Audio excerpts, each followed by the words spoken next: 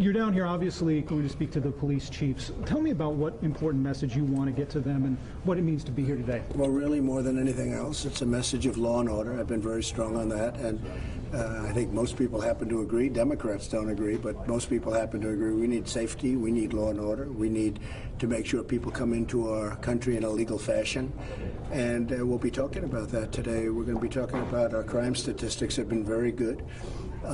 In Chicago, we're going to send a news. It's going to be a pretty big story, I think, because we're going to send people out there to take care of the Chicago situation, which has been handled locally, and it's just unacceptable what's going over there. But we have been really doing well in terms of law and order, in terms of crime statistics, as you very well know, throughout the country.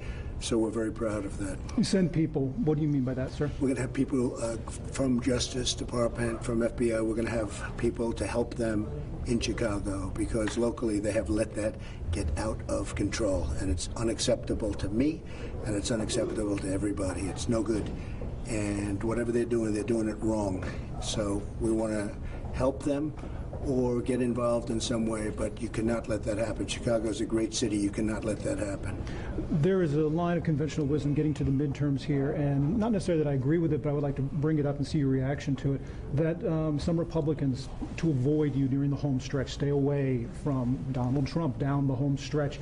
Your thoughts on that? Well, I don't think so. If you look at Ron DeSantis, he's doing fantastically well.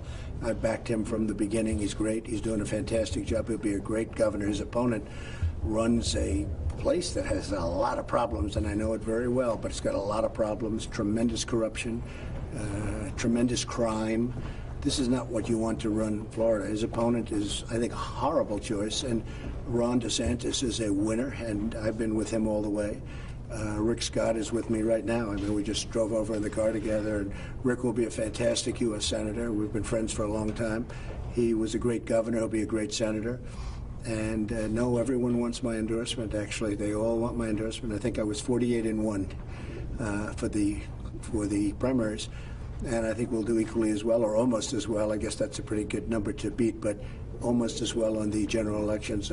They want our support because not only the poll number is very good, but what we've done with now the trade deal, with now putting a second Supreme Court justice who people really like. The Democrats were ruthless and vicious what they tried to do to him, but who people really like. Now Justice, you call it now Justice Kavanaugh, was, nobody's done more in a short period of time than we have. So, and the state of Florida, this is essentially it's my home. I'm here all the time and love it. Spend a lot of time in Miami.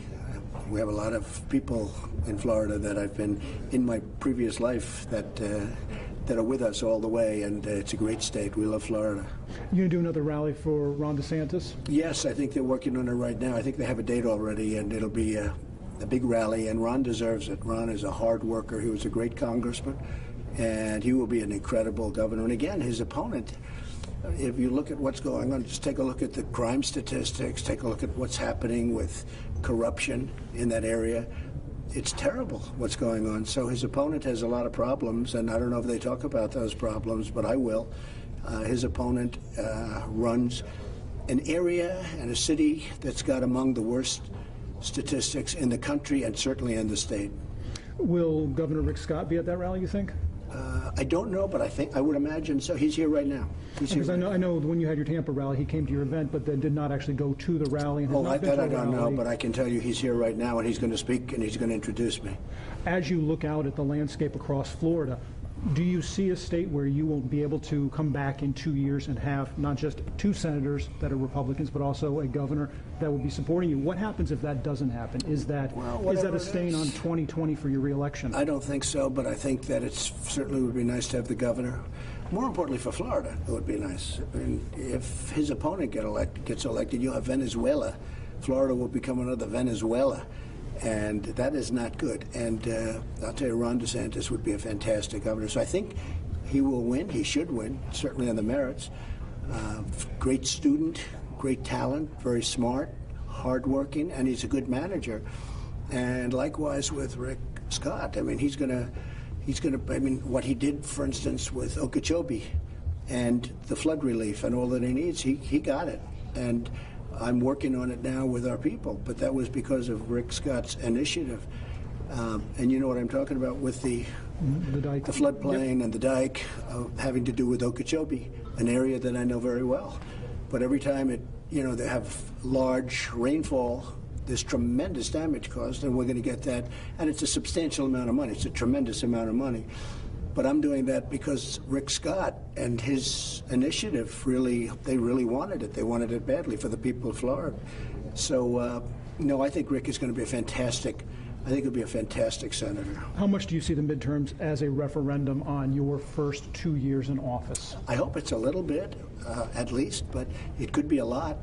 And that's good because, as you know, we've just gotten tremendous polling numbers. If you look at Rasmussen, I think we're at 52, and they think it's 52 plus something.